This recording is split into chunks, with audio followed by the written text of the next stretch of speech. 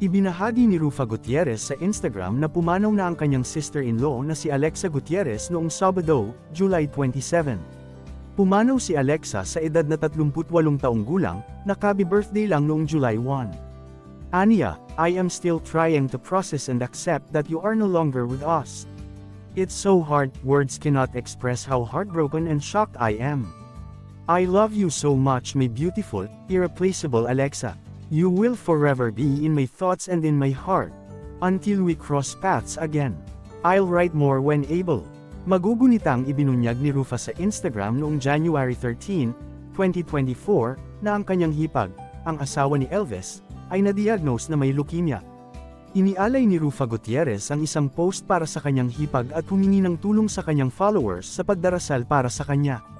Naulila ni Alexa ang asawang si Elvis at dalawang anak na sina Arya at Ezra.